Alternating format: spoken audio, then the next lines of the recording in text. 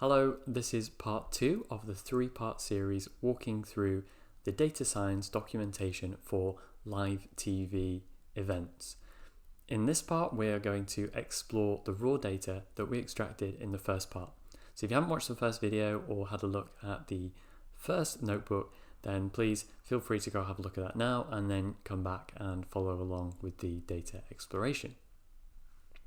We're going to jump straight in to the second notebook, going again from the link from the landing page for the data science documentation for live TV events. As with the first part, again, you can choose to download this by going to the GitHub repo. You can simply read and copy parts from the rendered HTML, or again, the way that we're going to do this tutorial is through Colab. And once Colab has started, we will again have to initialize the correct environment and copy down or clone down the repository from GitHub. Like before, again, obviously this one isn't authored by Google either. It's written by us. So again, you'll get that error message there. While we're waiting for that to execute, let's quickly have a talk about what we're going to talk through today. In this notebook, it's all about trying to say, right, what are the nuances of the data? What are the really interesting things that we can pull out of the raw data? There is so much information contained in our broadcast data that each of these sections kind of shows a graph or a visual that helps you to understand some of the information that you can find from the data. And by doing that, hopefully it will help you to understand which features might be the most important or which aspects might be the most important for you to consider when you want to use this data to improve your forecasting. There are two ways in which you can run through this notebook. You can either run it using the SDK and query whatever location or county in the US that you choose to look at, or you can alternatively use the provided CSVs of example data. And that's what we're going to do in this tutorial, just for simplicity, and because I don't want to kind of recover the content of part 1. So if you want to get a bit more guidance about that, that's all in the first part. Right, let's keep going, and we will stop when we start to get to some of that analysis. In these first code blocks, it's all about you setting up whether you want to use the option of using the example CSVs or you want to run this notebook using a different example. And so this is the section where you can change this from CSV to SDK. And if you want to use the SDK, as with the first notebook, you'll need to replace this section with your own access token. And then you can set the place ID that you're interested in looking at. And then if you manually set the name, it helps to just keep the visuals clean so that you know which one it is that you are looking at. It should be noted that this second notebook is only built to work with the place ID setting and not the latitude and longitude setting. And that is solely to keep this notebook quite clean and simple, because that is kind of not the focus of this notebook. If you want to use the latitude and longitude option in this notebook, it doesn't take very much to change it, and you can just have a look at the first notebook and change a couple of lines and you'll be able to use it. Alternatively, you can take the first notebook, you can run that for your counties of interest using a latitude and longitude, and then find out what the place ID is and run it in here. So you've kind of got a few options of how you can progress. And again, you get to decide the period that you're interested in. Okay, this next section you should see is very similar to part 1. In fact, the notebooks are designed to be self-contained, and so if you do want to run the SDK option, these are the functions that you'll recognize from part 1, and they're just reproduced here again so that you don't have to import any of these separately. So we will very quickly move over those because, like I said, they're covered elsewhere. Once, in fact, we should just run this code block up here because we're going to run it with the CSV. So we can just run it along and you can watch as we go along.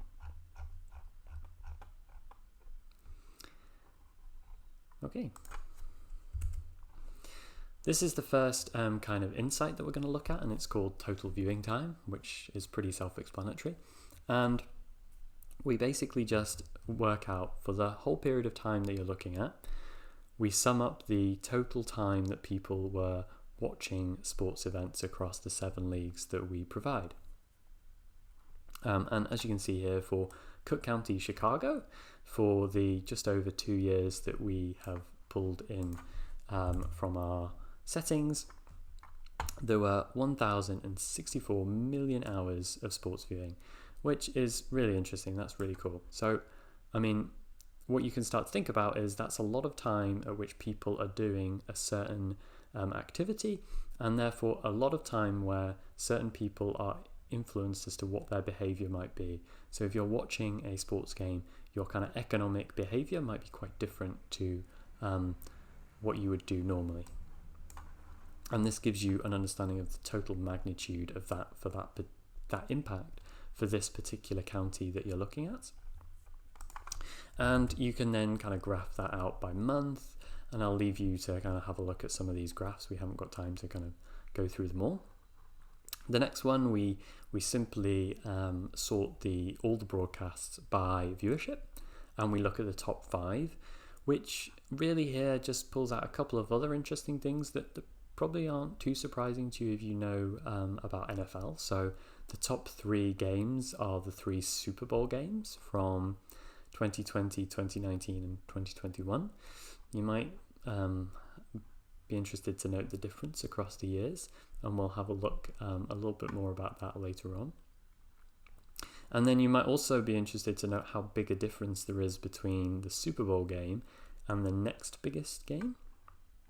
But depending on which county you're looking at, you might see some different trends and some different patterns. So you can quickly just change this and have a look at, maybe the top 20, and that might be of interest to you and get a feel for what's kind of coming up. The next section looks at broadcast distribution by league. And what does this mean? Right, here is the graph. In red, you'll see the total viewing hours over the period of time that we're interested in. And you'll see it aggregated to the league level. And then in sort of this purpley blue line, you'll see the total number of broadcasts, again, against each of the different leagues. And you can kind of take some pieces of information from this. So you can look and say, actually, okay, basketball NCAA has the most broadcasts, but baseball MLB incorporates the most total viewing hours. And American football NFL has relatively few broadcasts, but quite a lot of total viewing hours. So you can start to think, right, well, how popular is the average broadcast? You might be thinking, for basketball NCAA, are there a lot of broadcasts with very few viewership? And depending on your use case, you might start to be thinking about which games you might want to include and which games you might not want to include, or which games you might want to weight more heavily to improve whatever it is that you wish to forecast. The next section is looking at viewership distributions by league. And so these violin plots provide you an insight into, if I just maybe make this a little bit bigger, into kind of the distribution against each league. So are there certain leagues that have very big outliers? Do they have skews in particular directions? Where does the majority of the games fall in terms of a viewership number? And you can kind of nicely see some of them have different shapes, and quite a lot of them have a heavy skew and then this very large sort of tail of outliers. And you can also note that these are all on different scales in terms of the number of viewers. So you can start to get a feel for, okay, NFL, right, your highest outliers up here are over 1 million people watching in this county. Whereas for MLS, for soccer, your kind of biggest outlier is at 10,000. And you might then come and look at American football NCAA and look at the distribution here and see that a vast number of the games are actually with very low viewership, but then you do get this spread of higher viewership games. And so you just want to sort of start to understand this and think about it and start be thinking, okay, what does this mean for me? Let's have a quick look at broadcast duration. Broadcast duration should be fairly self-explanatory. This is the average broadcast length against each league. But what you can see is that obviously things like American football games are on average quite a bit longer than basketball and soccer games. And so if you are, say, looking at forecasting fast food, you might be thinking, well, which games is someone more likely to order food? Are you more likely to order food in a longer game? And how might that play out across the game? Now that we've finished looking at broadcast duration, we can start to have a look at the time of viewing. And again, this is something that you might now want to personalize to your own use case. If we just execute these cells, we'll have a look at how many broadcasts and the amount of viewership that occurs at different time periods in the day. And we've kind of split it up by afternoon, evening, lunch, morning, overnight. And you kind of set this up how whatever suits you. And so this is saying, if your business only operates in the evening, you might only be interested in the viewership at that period of time. And obviously, this notebook is just to try and help you get started with your exploration. And so you might want to personalize it to your own use case. So if you come back up here, you can see where I've sort of decided what times I think count as the morning and lunch and afternoon. But for you, you might want to change that. So for perhaps your use case, maybe you don't open until 6 o'clock. So maybe that's when you want your evening to be classed as, and maybe you stay open till 11. So you could change those settings there in that way, and then run the analysis again and have a look at kind of what it looks like and what it looks like for the county that you are interested in. We then move on to looking at live TV events as a time series, which I think is really important to understand because it shows you something that is quite obvious about sports, but you might forget. And that's that sports occur in seasons. And so you also get the off season. And particularly in the recent history, you also have a period where no games were played because of COVID-19. And why does this matter to you? Well, it matters because if you are thinking about testing your forecasting accuracy by using some of this data as additional features, you probably want to be careful to think about what periods to pick as train and test periods. Because if you pick a period, say somewhere here, as your test period, well, because of what was going on in the world, there were no games across the different leagues. So you might just want to think carefully about where to pick your test and train setup. You can also start to look at kind of some of the viewership trends over the season and across the different leagues and start to compare them and understand what they mean. In this section, we look at a specific team. I've selected the New Orleans Saints, but you might want to select someone else. And I've just sort of on this scatter plot shown the total number of predicted viewers across time. So you can see a couple of different leagues and you can start to see some of the trends. So one of the trends is that you tend to see viewership increase as the season progresses and you get to those more important later season games. And another thing that I've really drawn on this one is the New Orleans Saints played on Thanksgiving in 2019. And you also see a boost in viewership on those kind of special event type days. Further down in the notebook, we then do a little bit of analysis of spatial information and particularly we focus on the Super Bowl. The Super Bowl examples are used as a chance to demonstrate some examples of how to visualize the data spatially.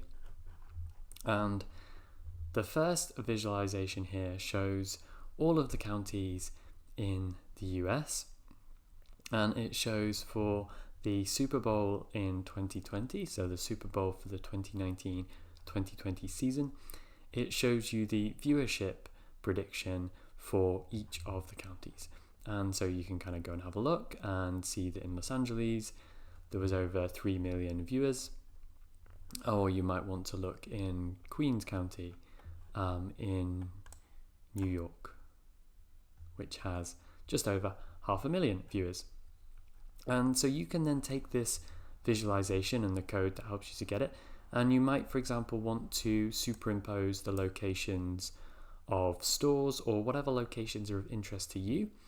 And you might not want to pick the 2020 Super Bowl, but you might want to start looking at which locations have what number of viewers and how that might impact demand for your use case. The second Super Bowl visual that I produced is actually looking at the difference in viewership between the 2019 and 2020 season, and I'll kind of leave you to have a look through this, and there's some accompanying kind of commentary, but it's kind of helping to show some of the trends that you will see of depending on what teams are playing in the Super Bowl. So how does it affect viewership near their home grounds? And you might also note viewership changes in the locations where the games of the Super Bowl were actually played in those years. So those are kind of just some visuals that can help you to get started to do your own visualizations on the spatial distribution of viewerships. At the end, I've kind of just summarized some of the kind of key takeaways that you might want to consider from each of those visuals as you start to think about how to use this data to improve your forecast. Please, take this as a baseline and start to build off your own visualizations and your own experiments to understand and explore the data. But with this kind of baseline of exploration, you should now have a much better idea of some of the features of the broadcast data, and you can start to think about how, for your use case, you want to use the data to improve your own forecasting. In the third video, we will quickly touch on aggregation and feature engineering, using the knowledge that we've picked up here to create features that you could use in a forecast. Okay, thanks. Let's go to the next video.